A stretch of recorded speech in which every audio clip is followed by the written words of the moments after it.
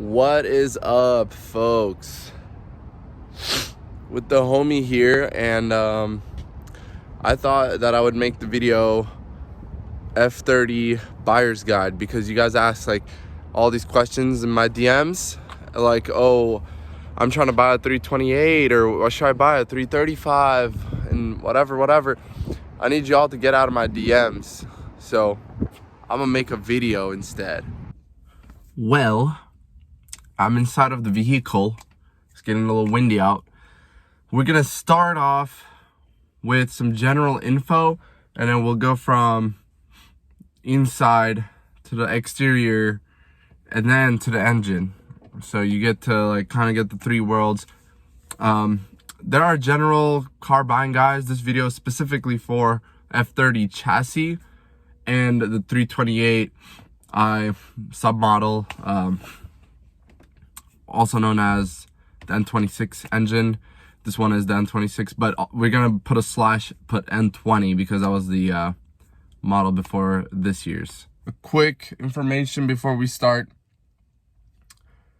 The F30 went into production 2013, and then at 2015 it got the LCI. Now after 2015, for example, with the 335i, they never made anymore. After 2015 it became a 340i. Okay, so at 2015 it received the LCI. This car is a 2016, so it's LCI plus M Sport. Just because you have M Sport doesn't mean the interior is gonna be LCI. A lot of people think that because you have it, it's like that. Because no, M Sport packages came out. There's M Sports 2013. There's 14. I've seen M Sports every single year. So it's only if you're LCI you have the LCI features. And this car is a 2016, which makes it an LCI 328i. So let's get on with the interior. All right, well, let's get started. Let's speak options. Okay, so 328i options include yo boy Harman Kardon audio. So one of the bigger options, you know, one of the more expensive ones, but the audio quality with the Logic 7 surround sound is pretty good. So I would opt for the Harman Kardon. All right, after the Harman Kardon, well, you got the red interior, which is an awesome color. But the most importantly, you want to look at the steering wheel. So this is the LCI steering wheel, and of course with the paddles.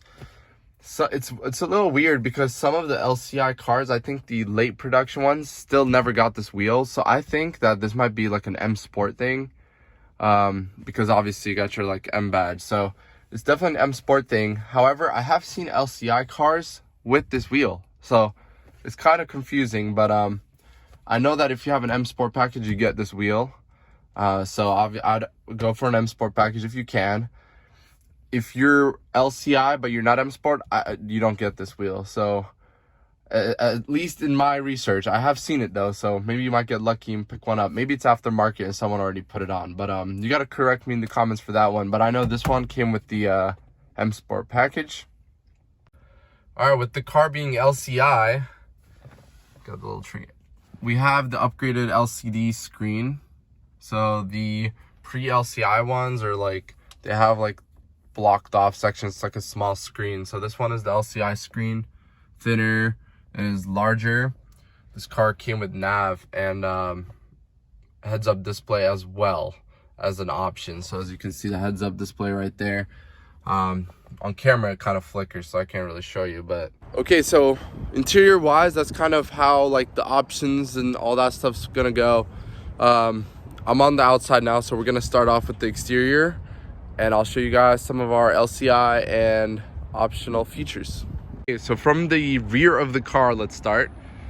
Your first one is gonna be your LCI tail lights, and then because this car is an M Sport, you get the M Sport bumper, where you can actually, with the reflectors right there, you can actually add a diffuser on this one. With the stock one, you're actually not able to add a diffuser.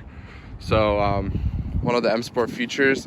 Another one, check this out. If I put my foot underneath, you get the hands-free trunk release.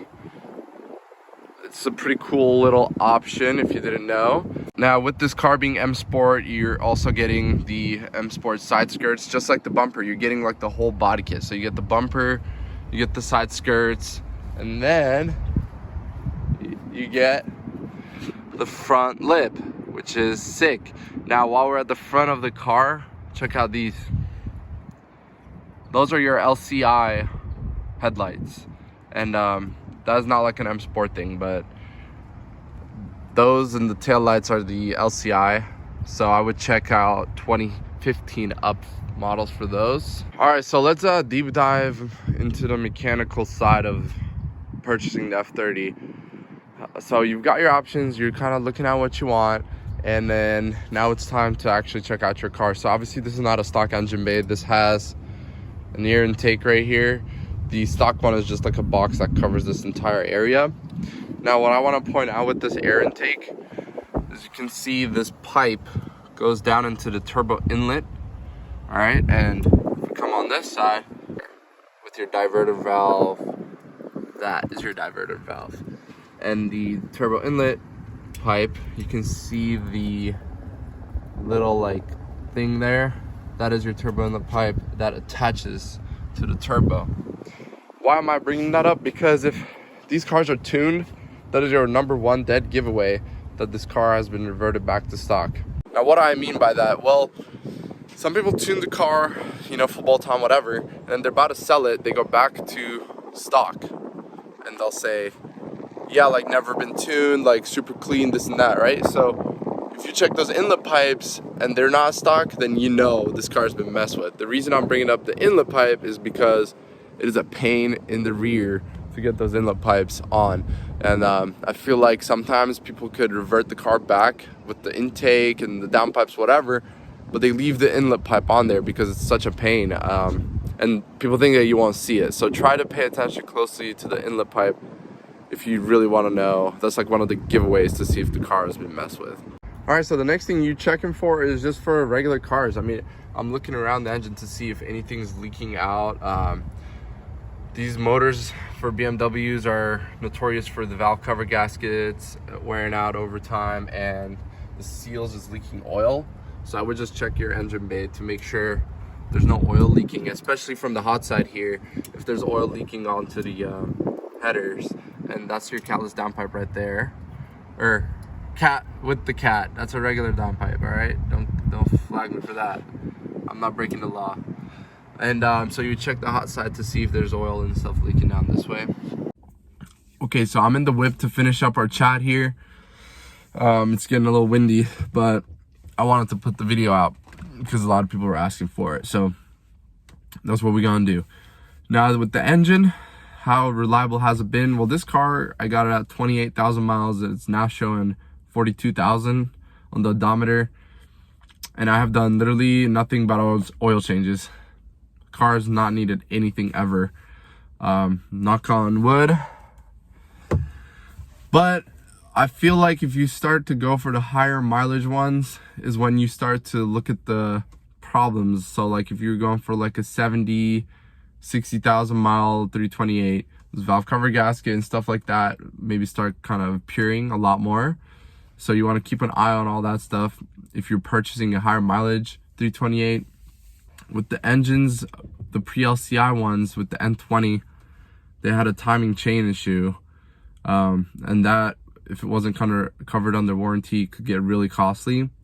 But with these N26 ones, they actually have improved that problem. So if you can, I would definitely try to go for an LCI model. I mean, you have the LCI headlights, the tail lights, all these plus options that you get with the LCI, so the facelifts.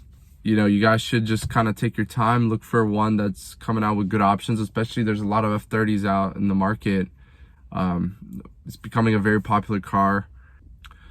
All right, lastly, aftermarket support for the cars have been like tremendous. There's so much stuff. There's parts, you know, forums, Facebook groups, whatever. Like, it's just a lot of things. If you buy an F30, you can actually DIY a lot of the stuff. So with the N26, 328 is like as reliable as it gets. I mean, you're not putting a lot of power down, and you can DIY a lot of stuff with the small engine. It's a really good entry into the BMW world for those of you that haven't owned a BMW before, but I suggest that you kind of do your own research. We'll be upgrading, as you guys know. We'll be selling the car. That is a cliffhanger. You'll see if I sell the car, what's gonna happen. I don't even know. So, but if you want to find out, you gotta sub, like, and comment, and then turn on the ringer bell so you can get notified when I upload.